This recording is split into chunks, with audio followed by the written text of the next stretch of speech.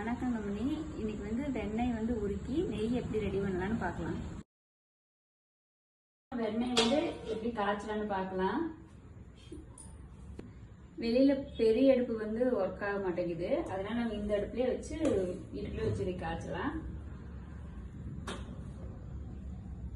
நிறைய பேர் நெய் கேட்டிருந்தாங்க. வெண்ணெய் உருக்குறது வீடியோ போடணும்னு சொல்லியிருந்தாங்க. அதனால ஒரு வீடியோவை போட்டுடலாம். யாருக்கு நெய் வேணுனாலும் இந்த நம்பர் தொடர்பு கொள்ளுங்க.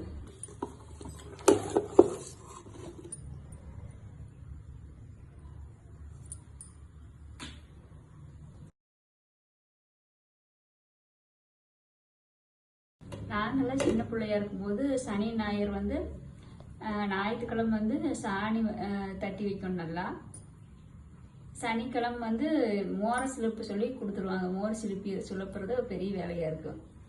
மோரை சிலுப்பி நெய் காய்ச்சிட்டு அந்த நெய்யில முருங்கைத்தலை போட்டு நல்லா மணமா இருக்கும். அதை வடிச்சுட்டு அந்த முருங்கைத்தலையோட சட்டியோட கொடுத்துருவாங்க. அதில் சாப்பாடு போட்டு பழமும் சர்க்கரையும் போட்டு பிணைஞ்சு நெய் சாப்பாடுன்னு சொல்லி எல்லாருமே சாப்பிடுவாங்க. நீங்களும் அந்த மாதிரி நெய் சாப்பாடு சாப்பிட்டுருந்தா கமெண்ட் பண்ணுங்க.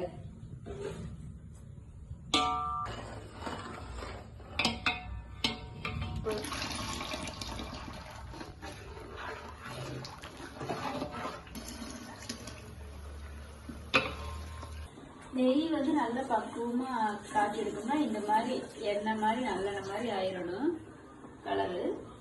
கடைசியா நல்ல வாசம் வரும். நெய் வாசம் வரும். கடைசியா நம்ம ஒரு முருங்கைத்தலை ஒரு கொத்துன்னு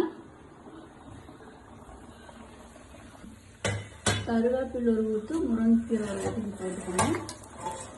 2 உப்புக்கள் போடுறோம். கொஞ்சமா தயிர் ஊற்றிக்கலாம்.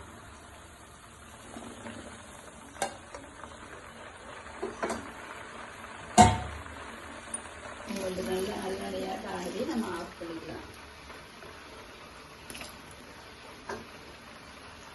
உப்புக்கள் கொஞ்சம் போட்டுக்கலாம். நெய் காய்ச்சலுக்கு கிட்டத்தட்ட 3/4 மணி நேரம் ஆச்சு. உங்களுக்கு கட் பண்ணி நாங்கள் சின்ன வீடியோவா போட்டிருக்கிறோம். பசுமாட்டு நெய் உங்களுக்கு வேணும்னா ஸ்கிரீனு தெரிய நம்பருக்கு ஹேண்ட் மெசேஜ் பண்ணுங்க. நெய் இப்பதான் நல்ல வாசனை இருக்குது. நல்லா நெய் மனம் வரும்போது நம்ம அடுப்பு ஆஃப் பண்ணிக்கணும். இது அடுத்த நாள் நல்லா கெட்டியாயிரும். இப்போ நல்ல நல்லெண்ணெய் மாதிரி நெய் நல்ல மனமா வாசனையா இருக்கு.